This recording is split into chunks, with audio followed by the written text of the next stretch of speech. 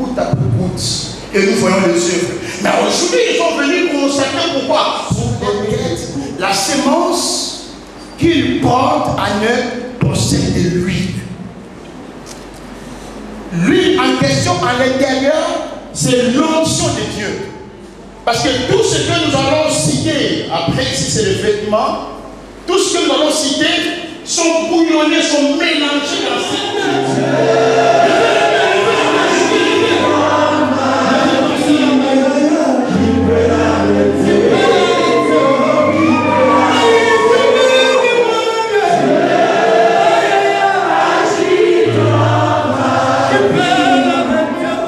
L'Éternel parla à Moïse et dit: prends Aaron, ses fils avec lui, le vêtement, l'huile d'onction, les taureaux expiatoires, le deux piliers et la corbeille des pincées de vin, et convoque toute l'assemblée à l'entrée de la tente d'assignation. Moïse fit ce que l'Éternel lui avait ordonné, et l'assemblée se réunit à l'entrée de la tente d'assignation. Moïse dit à l'assemblée: voici ce que l'Éternel ordonne de faire. Moïse fit approcher Aaron et ses fils. Il les lava avec de l'eau. Il mit à Aaron la tunique. Il les cernit de la ceinture. Il les revêtit de la robe. Et il plaça sur lui l'éphod, qu'il serra avec la ceinture de l'éphod dont il revêtit. Il lui mit les pectorales. Et il cernit au pectoral l'Urim et le Thummim. Amen. Seigneur, au nom de Jésus.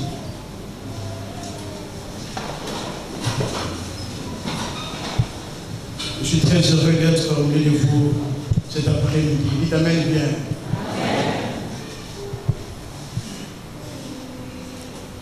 Cet après-midi, nous voulons parler de la consécration.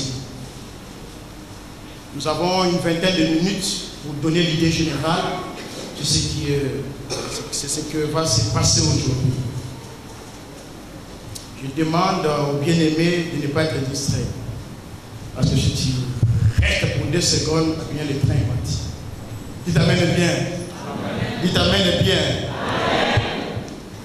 Tout celui qui doit servir les divinités, sinon l'Éternel, il doit d'abord avoir la sémence qui appartient à l'Éternel ou à toutes ces divinités. Quelqu'un ne peut pas servir l'Éternel sans pourtant avoir la sémence de l'Éternel. Et c'est cette sémence qui sera comme l'autel. Et tout ce qui peut arriver, ça va s'asseoir sur cet autel. La consécration. C'est l'action de consacrer. Et consacrer veut dire dédier à l'Éternel, sinon dans notre cas, avec une certaine cérémonie, comme ce que nous allons voir aujourd'hui. Et lorsque nous parlons de la consécration dans les Écritures, l'image de Samuel nous donne un exemple clair, parce qu'il était dédié à l'Éternel. Il a laissé son père et sa mère, et cet enfant Samuel pouvait vivre dans la maison de l'Éternel. Non seulement qu'il était dédié, mais Samuel avait cette sémence. Et l'histoire de cette sémence va commencer à l'Éden. Parce que c'est Adam qui était la première des personnes à être le ministre de Dieu, portant en lui le Saint-Ministère. Lorsque l'Éternel a soufflé sur Adam, cette sémence est rentrée dans son corps. Et c'était la consécration. Et le jour où Adam pécha, cette sémence est répartie auprès de l'Éternel. Noé est venu servir Dieu. Vous allez lire dans les Écritures qu'il n'est pas écrit que Noé il est notre Père. Il a écouté la voix de Dieu, il a accompli la mission de Dieu, mais il n'avait pas en réalité cette sémence. Et la sémence en question est rentrée dans la vie d'Abraham. lorsqu'il rencontra l'homme qu'on appelle Melchisedec, en lui donnant le pain et le vin, cette sémence est rentrée. Alléluia.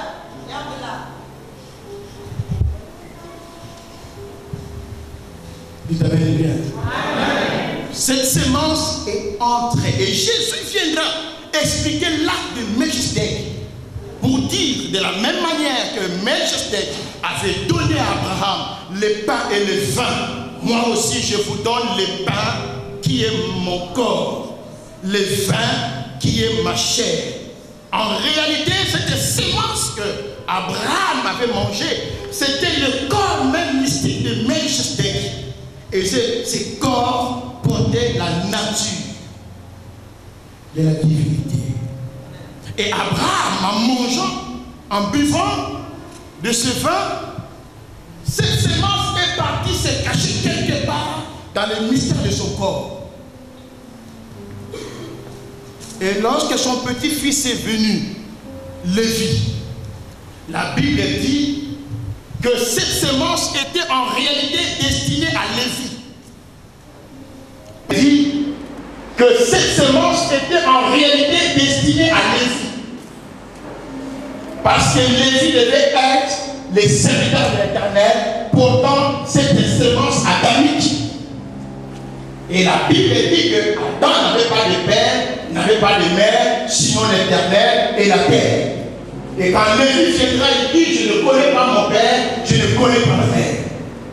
Donc, pour recevoir, et si je reçois cette sémence, je dois savoir que l'acte de la consécration commence par la séparation avec mon père et ma mère. Je ne peux pas être dédié à l'Éternel si je suis encore collé avec mon père et ma mère. Parce qu'en réalité, l'Éternel cherchait la race adamique. Et cette sémence est définie par cette race. Et lorsque Moïse vient, c'est là où nous sommes. Il était ici question de consacrer Lévi qui portait la sémence en question. Et Abraham avait payé la dîme pour Lévi parce qu'il était consacré, il était dédié à l'Éternel. Et Moïse devait accomplir cet acte. On ne peut pas consacrer quelqu'un qui n'a pas cette sémence. Parce qu'on ne consacre pas le corps, en réalité, on consacre la sémence. Et cette sémence doit atteindre sa maturation. Donc on parle réellement de la consécration. Et Moïse m'a dit, amène les taureaux, amène les deux béliers, amène la panier, sinon la corbeille de pain sans levain, et amène les vêtements. C'est toutes ces choses qui étaient destinées pour la consécration. En réalité, la sémence en question portait ces choses que nous allons déballer dans quelques secondes. Pourquoi les taureaux? C'est parce que le taureau, c'est la nature du serviteur. Un serviteur qui ne recule pas, qui travaille jour et nuit pour son maître. Quel que soit le temps, lui, il ne regarde pas. C'est vraiment la nature de l'apôtre Paul, où il a dit, Timothée, mon fils, prêche l'évangile à toute occasion, favorable ou non. Le taureau. Il suffit que la couleur rouge soit devant lui, lui il s'en fout, il vient cogner. Parce que quoi? Il a la force pour servir les maîtres, labourer la terre, même s'il ne mange pas, il travaille. Donc, celui qui doit être consacré doit savoir qu'en réalité, c'est cette sémence du taureau qui est en lui que nous sommes venus consacrer ce soir. S'il ne peut pas se battre pour l'Éternel, alors il n'a pas en réalité cette sémence. Parce qu'il n'y aura pas toujours les gens pour l'acclamer. Que tout est bien, merci Dieu, tu as l'onction, tu as la puissance. Non, on va t'insulter, on va t'écraser, on va te mépriser. Mais si tu es le taureau de Dieu, lève-toi et avance. Les deux béliers. nous voyons le bélier sur la montagne de Morija. Là où Isaac devait être sacrifié, Dieu dit, laisse Isaac, rends le bélier. Ce bélier en question, c'était Jésus. Voilà pourquoi quand il est venu, il disait, je connais mes brebis, je connais mes brebis. C'est comme si dans sa bergerie, il n'y avait pas de bélier. En réalité, lorsque Jésus disait, je connais mes brebis, c'est parce que c'était lui-même le grand bélier que Abraham avait sacrifié sur la montagne. Et ils sont à deux parce que dans les tabernacles, il y avait deux images de deux anges qui protégeaient la sainteté de l'Éternel.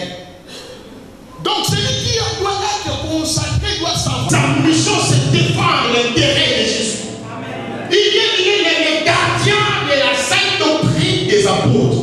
Il doit se battre pour ça jour et nuit. C'est là que la sémence prend la forme. Parce que nous allons atterrir devant la dit, cette sémence, en réalité, c'est le thème. Troisième chose, il est dit qu'il doit avoir la corbeille des pains sans levain. Un debout. Les pains, c'est la parole. Sans levain, sans péché. Il ne faut pas que la parole de Dieu dans sa bouche soit corrompue. Il doit avoir une parole saine. Ce n'est pas parce que les temps sont devenus difficiles qu'il faut vendre l'évangile de Jésus. Ce n'est pas parce que c'est compliqué qu'il faut commencer à modérer la parole de Dieu. L'évangile doit rester pur. Et c'est par cette nature-là que l'Éternel descendait chaque soir dans les vies. Nous sommes venus le consacrer. Très bien. Dites Amen bien. Dites Amen bien. Amen. Une autre chose, la Bible dit qu'il y avait l'huile. Il faut apporter de l'huile. L'huile d'onction. Avant que l'huile passe sur leur tête, la sémence qu'ils portent en eux possède de l'huile. L'huile en question à l'intérieur, c'est l'onction de Dieu. Parce que tout ce que nous allons citer, après ici c'est les vêtements, tout ce que nous allons citer sont bouillonnés, sont mélangés dans cette huile. Et c'est par l'intimité de chacun d'eux, par leur manière de s'approcher de Dieu, de les rechercher, de se battre pour lui, de gêner, d'invoquer l'Éternel, de les supplier. C'est là que l'huile va commencer à se réchauffer. Et vous allez remarquer dans notre vie quotidienne, il y a des personnes qui n'ont pas encore été consacrées par Dieu, sauf que nous voyons les œuvres et les ministères. C'est parce que lui, la question se chauffe tellement que ça monte, même si l'ouverture est encore là, mais ça commence à découliner, goutte après goutte. Et nous voyons les œuvres. Mais aujourd'hui, ils sont venus consacrer pourquoi? Pour donner le goût, que l'ouverture soit ôtée, afin que l'huile monte, jusqu'à ce que ça va déborder. C'est que ça va déborder. L'huile d'onction. C'est lui qui mélange tout. La partie que moi j'aime dans tout ça, c'est les vêtements. Dieu a dit à Moïse, prépare les vêtements sacrés pour eux. Et il y avait trois vêtements ici. Il y avait la tunique blanche, la pureté, la sainteté, la sanctification, la crainte de Dieu. L'innocence est dans l'évangile. Vous savez bien. Ne sois pas redevable parce que tu as pris l'argent de quelqu'un. Sois honnête pour ça. La pureté, la sainteté, la blancheur. Oh. Yes. Alléluia. Ça aussi, nous sommes venus le consacrer. Après ça, il y avait les fautes. Le faute, c'est quoi? Le faute, c'est la robe bleue et les beautés. La couleur bleue, c'est la couleur du ciel. Ah, mais ici, c'est l'élévation, mais pas dans le sens de l'élévation que nous voyons. La couleur bleue ici, c'est la couleur des nègres, c'est la couleur de Dieu lui-même. C'est la couleur d'en haut qui descend sur la terre et lui, il doit revêtir cette couleur. C'est quoi? C'est ce que nous appelons naturellement ou littéralement les surnaturels. Mais moi, personnellement, je n'aime pas trop ce mot parce que ce mot n'est pas spirituel. Moi, j'aime ce que l'apôtre Paul appelle l'écriture en bas. Il dit c'est la science de Dieu. Ils appellent ça la science de Dieu. 1 Corinthiens 13, 1 à 2. Quand j'aurai le temps de prophéties lunes, la science de tous les mystères. Voilà pourquoi on appelle l'Éternel le Dieu mystérieux. C'est que celui qui est moi, il porte le fond, le mystère de l'Éternel. Ça fait partie de lui, ça se conjugue avec lui, ça marche avec lui. L'Éternel n'est plus en haut, mais il est là autour de lui. Il en fait nos pieds.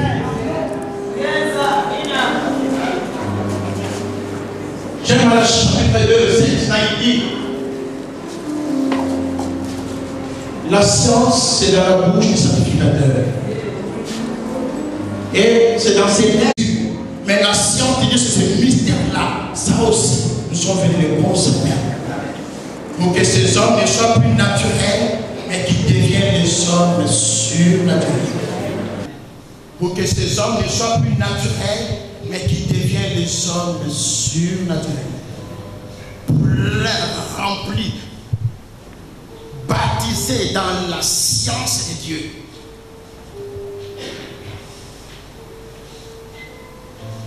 Il y avait le faux.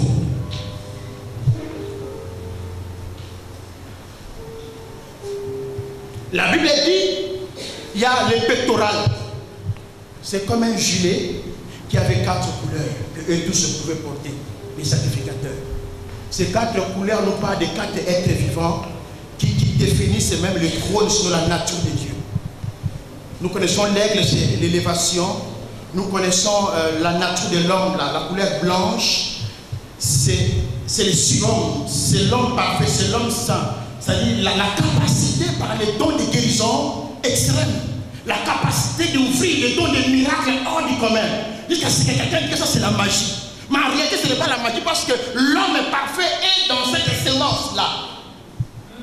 Les miracles exceptionnels, parfois même dans les temps de la Bible, on n'a pas eu, on n'a pas vu ce genre de miracles. Mais eux, ils portent cette sémence où à l'intérieur, il y a le mythe de l'homme parfait. Ça aussi, nous sommes venus les consacrer. Dieu t'amène bien. Il y a les lions, le trône de Dieu, l'autorité divine, la domination. C'est que le royaume des ténèbres va respecter un humain. C'est un royaume. Mais quand ils te regardent, ils ont peur de toi. Parce qu'en toi, il y a la sémence du lion qui est là. Ah, cet hôtel est garni. En fait, c'est le veau. Le veau ici, c'est la souffrance de l'Éternel. C'est un homme qui tire une mission, une vision. C'est difficile, c'est impossible, c'est incroyable. Mais il le tire jusqu'à ce que ceci sera visible. Et les gens diront, oh, il a quand même pu. C'était incroyable, même nous on ne croyait pas. Il a supporté les mépris autres jusqu'à ce que la grande vision va apparaître. Parce que tout ne sera pas facile. Et par la sémence que nous sommes venus consacrer, cela dépend de l'engagement des uns et des autres. Cela dépend. Avant que Moïse ne rencontre l'Éternel, quand Moïse a rencontré l'Éternel, la Bible dit que Moïse a travaillé 40 ans avec Jéthro pour enfin voir cette sémence atteindre la maturité. Pendant 40 ans, il travaille dans les déserts. Tandis que Marie, à 19 ans, 20 ans, 18 ans, choses comme ça, ça atteint la maturité. Cela dépend de la mission de quelqu'un, cela dépend de votre capacité spirituelle, cela dépend des choses qui sont en vous, que vous traînez. Nous n'avons pas les mêmes réalités, nous ne sommes pas les mêmes familles, nous n'avons pas les mêmes défis. Donc je n'envie pas l'autre et je n'envierai pas l'autre. Mais sinon je ne m'aime pas parce que je suis dans mon monde à moi. Oh, je suis dans mon Éden et je suis Adam. Parce que là, quand nous venons consacrer la sémence, vous devenez les Adams de votre propre vie. C'est là où Marie de Magdala n'avait pas compris. Elle a vu Jésus apparaître. Elle croyait que c'était un jardinier. Oh, les Saint-Esprit lui avaient dit que c'est un jardinier, mais elle croyait encore que c'était... Non, oui, Jésus c'est un jardinier. Parce que Adam dans les jardins était un jardinier pour arroser les plantes et les arbres. Et nous, quand nous acceptons Jésus, nous devenons les jardiniers de nos propres vies. Il amène bien. Arroser la sémence jusqu'à sa maturation. C'est un autel. Et cet autel est garni C'est par cet autel que les gens viendront, les fidèles viendront déposer sur vous leurs problèmes. Et comme vous êtes l'autel de Dieu, c'est vous qui devez connecter leurs problèmes et le trône de Dieu. Par le parfum que vous dégagez. Dites Amen et bien. Dites Amen et bien pour que je parle. Dites Amen et bien pour que je monte. Dites Amen et bien pour que je gère. Dites Amen et bien pour que je plane. Dites Amen et bien pour que je combat. Dites Amen et bien pour que je révèle. Dites Amen et bien pour que je souffre. Dites Amen et bien pour que je combat. Dites Amen et dites Amen et dites Amen et dites Amen. Oh, c'est un hôtel. Deux enfants de Dieu, trois peuvent prier. Dieu est au milieu d'eux. Mais en réalité, nous ne parlerons pas du ministère de l'église. Parce que c'est les enfants qui prient, c'est les enfants qui jouent. Mais lorsque quelqu'un qui a la sémence consacrée vient au milieu d'eux, ça devient l'église. Parce que le mystère de Golgotha est engagé. Le mystère du trône de Dieu est engagé. Parce que lui, avec le faune, il porte, avec le pectoral, il porte le trône de Dieu. Il est la connexion entre le ciel et la terre. Voilà pourquoi il devient les hommes spirituels, les hommes dangereux, sinon les canaux de bénédiction. Vous amenez bien la consécration. Lorsque le pasteur mettra l'huile sur vous, c'est pour ordonner à la sémence que vous portez d'agir. C'est ça la consécration.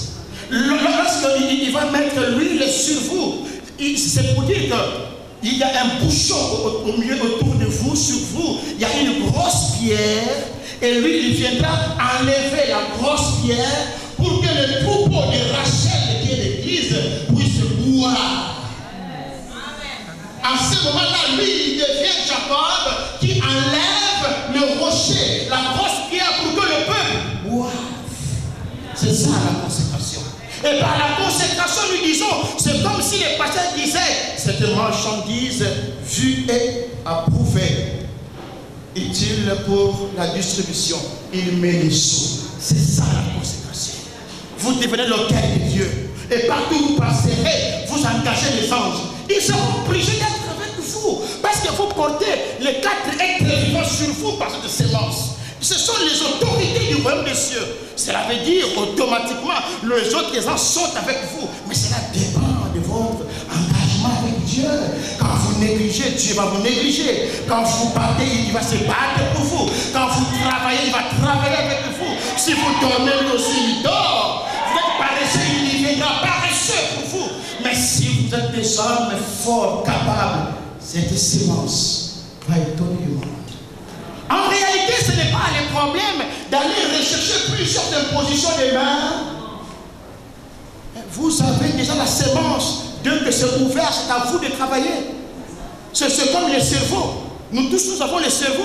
Mais à ceux-là qui ont, par leur cerveau, la capacité de comprendre les mathématiques d'une manière hors du commun.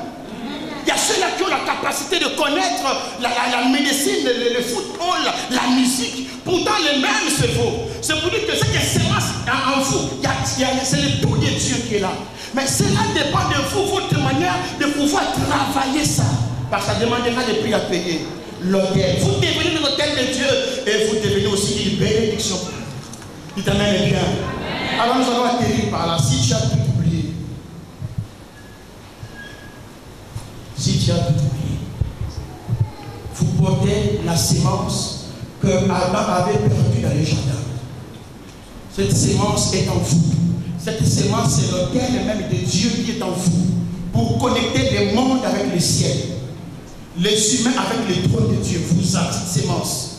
C'est à vous maintenant de cultiver les jardins, d'arroser les jardins, de travailler les jardins. Et les premiers jardins, ce n'est pas les autres, c'est d'abord vous-même. Que Dieu vous bénisse au nom de Jésus. Que Dieu vous bénisse au nom de Jésus.